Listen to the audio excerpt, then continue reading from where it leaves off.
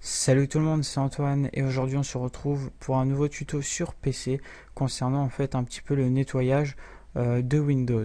Alors avant de commencer, donc déjà le nettoyage va se faire grâce à un petit logiciel, un très bon soft qui s'appelle CCleaner qui depuis plusieurs années a fait ses preuves. Donc tout simplement le logiciel CCleaner par Piriform. Un très bon logiciel et on va l'utiliser durant cette vidéo. Donc je pense que beaucoup d'entre vous l'utilisent, mais bon, pour ceux qui ne connaissent pas, parce que bien sûr tous les jours il y a des nouveaux, on va dire, utilisateurs de Windows, et bien donc je fais cette petite vidéo pour vous montrer ce soft et ainsi le personnaliser correctement. Donc avant toute chose, peut-être qu'il y aura un prochain tuto sur le nettoyage du PC en profondeur, vraiment en profondeur, une optimisation également en profondeur, sans utiliser toute connerie comme pour overclocker les RAM ou etc. Non, quelque chose de propre, on va dire, qui fera pas, on touchera rien au niveau du système, enfin à part quelques petits réglages évidemment, mais rien tout ce qui est overclocking à la con ou ce que je peux voir sur YouTube, des trucs totalement débiles. Mais bon, c'est pas grave. Donc aujourd'hui, je vais juste vous montrer un petit peu ce soft qui remplit entièrement ses fonctions, qui est très bien, qui est très stable, et comme je l'ai dit, qui a fait ses preuves durant de nombreuses années. Donc, CCleaner, donc sur le site de piriform.com/CCleaner. Je mettrai le lien dans la description, et donc on va le télécharger, donc tout simplement on fait download. Donc, alors bien sûr, il y a plusieurs versions, il y a la free, donc celle gratuite, il y a la professionnelle et il y a la business edition.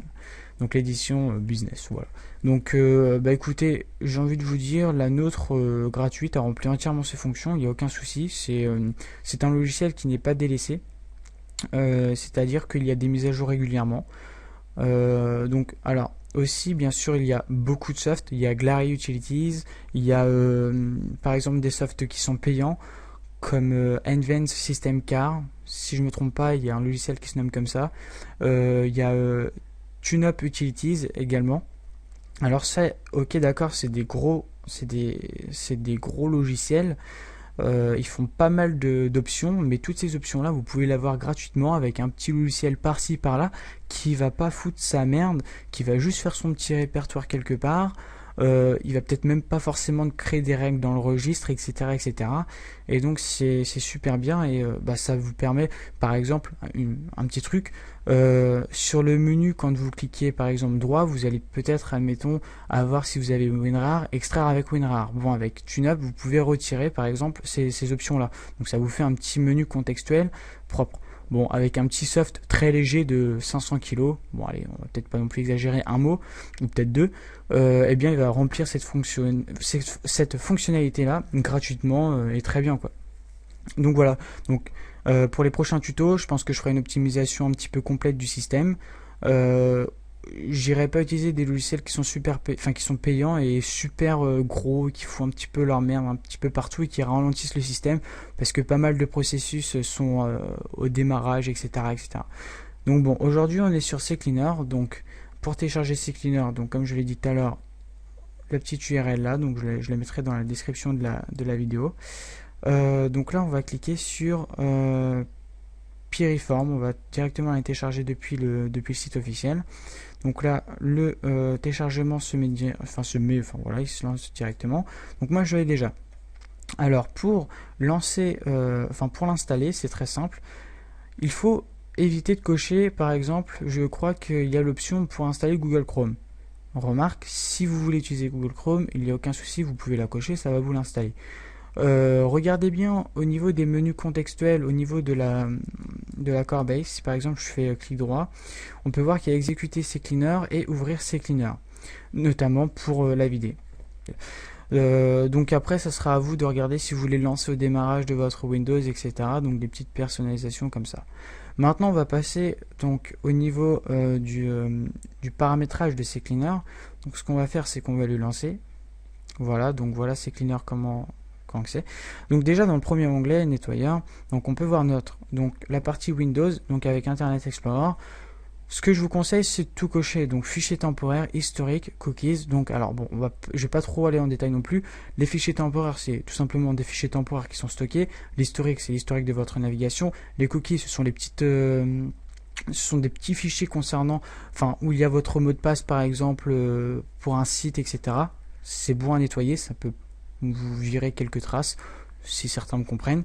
Des adresses tapées récemment, les index, enfin tout du moins des fichiers avec l'index.dat, les emplacements de téléchargement, donc par exemple dans la catégorie téléchargement ici, voilà, historique de la saisie automatique et les mots de passe enregistrés.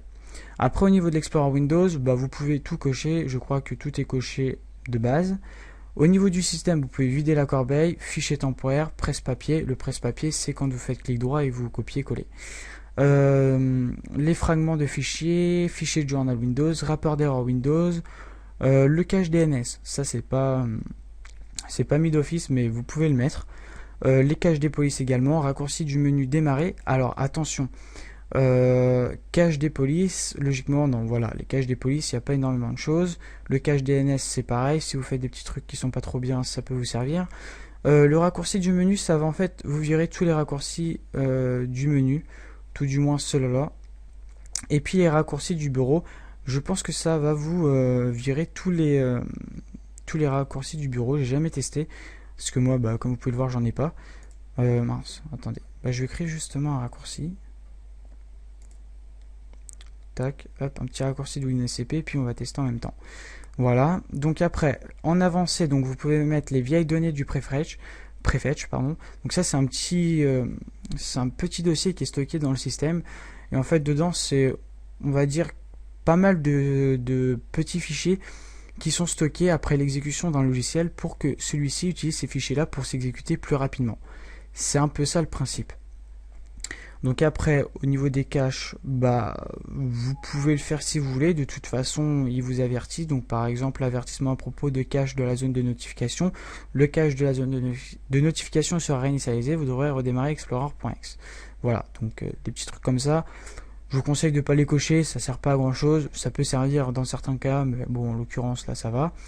L'historank de l'assistance utilisateur. Donc là, c'est en fait tout simplement la liste des programmes les plus utilisés dans le menu de démarrer de Windows et le fichier de journal IIS, donc ça vous pouvez le mettre aussi. Après au niveau des applications, donc là ça dépend des applications que vous avez. Donc là par exemple dans Thunderbird, donc là on a le cache, l'historique, les cookies, historique de téléchargement, session, hop, d'ailleurs je vais mettre ça, tac et tac. Pourquoi je mets pas les mots de passe enregistrés? Parce que mes comptes, enfin voilà. Après ça c'est plutôt personnel.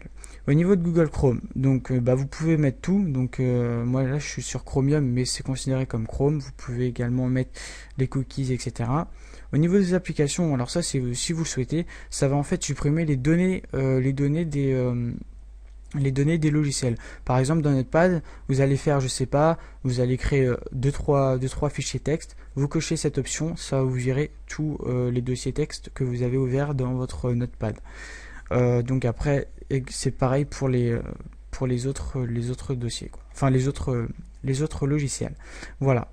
Donc après on va aller dans le registre. Donc là le registre, vous pouvez laisser tout cocher. Ça va en fait vous trouver toutes les erreurs du registre. Alors il y a certains logiciels qui utilisent, qui trouvent beaucoup plus de clés du registre, qui sont défaillantes plutôt vu que c'est une clé, etc., etc. Ce que je vous recommande, déjà comme on va le faire, d'ailleurs on va chercher les erreurs. Il va nous trouver par exemple quelques erreurs. En l'occurrence pas beaucoup. Donc là ça va. Hop, voilà. Et puis là on va faire corriger les erreurs sélectionnées. Donc là ce qu'il faut faire c'est déjà créer un backup. Donc là, vous dire, voulez-vous créer une sauvegarde, machin, vous faites oui. Vous sélectionnez un emplacement, donc en l'occurrence moi c'est dans mon backup registre, et vous faites enregistrer, et vous faites corriger toutes les erreurs de sélectionner. Enfin c'est sélectionné.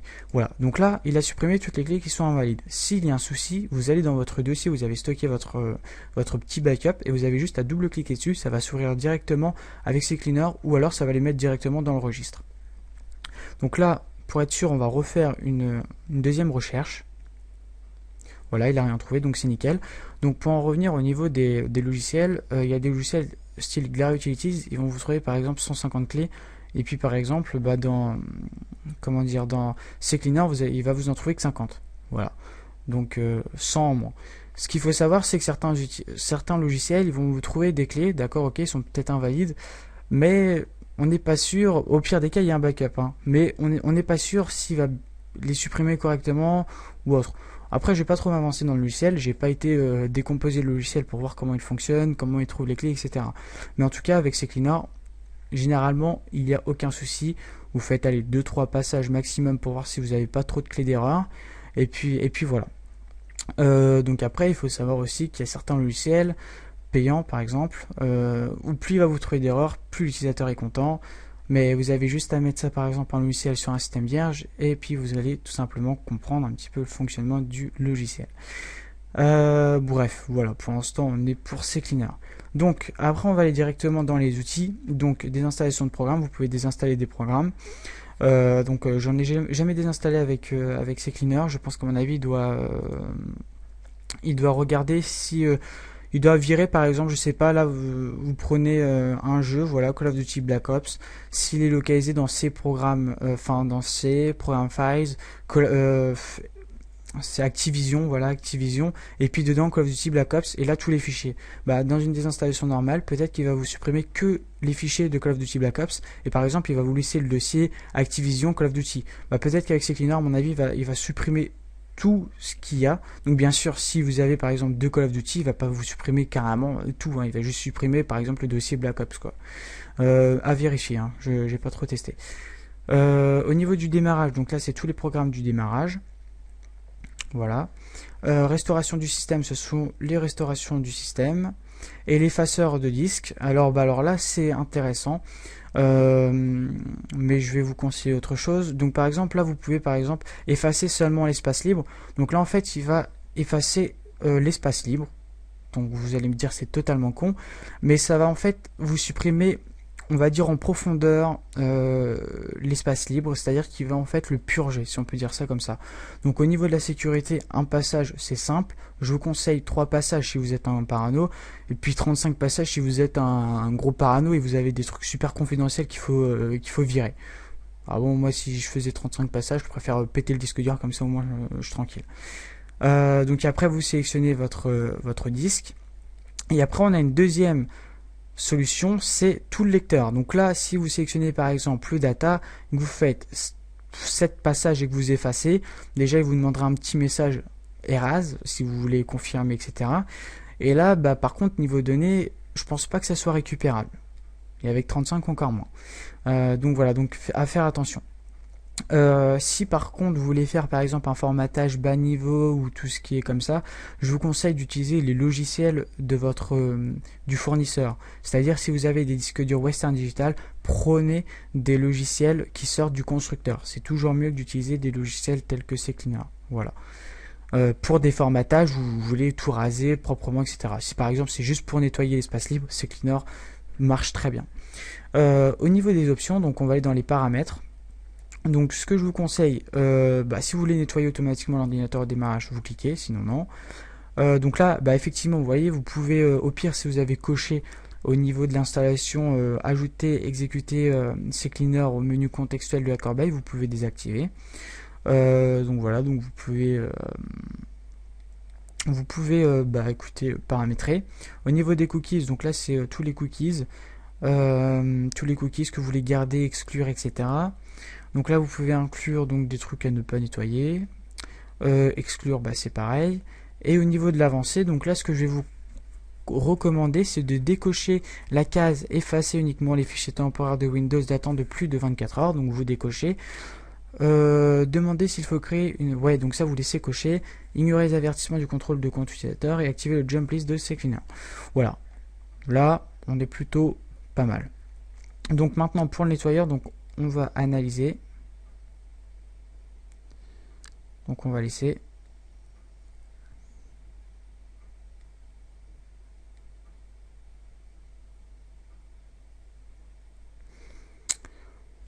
Hop. Donc Donc là on va voir si notre fichier WinSCP va être supprimé. Enfin tout du moins là il est en train d'analyser.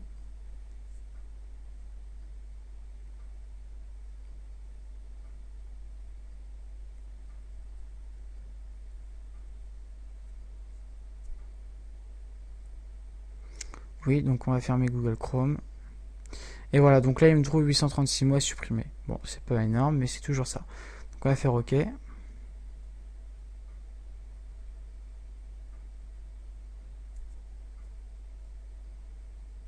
Alors si par contre, donc là à mon avis, voilà, j'ai compris, il n'a pas supprimé en fait votre raccourci. Et à mon avis, je pense que c'est normal. Il supprime tout simplement les raccourcis qui ne sont plus utilisés. Ou tout simplement par exemple, vous mettez le raccourci de Call of Duty Black Ops, vous supprimez Call of Duty Black Ops. Si par contre il l'a pas supprimé, ce qui m'étonnerait, mais bon, c'est pas grave, eh bien il va vous virer le truc parce qu'il voit que c'est pas utilisé. Donc voilà, bah écoutez, j'espère que ce petit tutoriel vous aura plu. Si vous avez le moindre problème ou une question tout simplement à poser, postez un commentaire, envoyez-moi un message privé sur YouTube et n'oubliez pas de visiter nextgenpro.fr pour voir l'ensemble des vidéos classées, etc. Nickel Chrome. Voilà, sur ce, merci d'avoir regardé cette vidéo et à bientôt.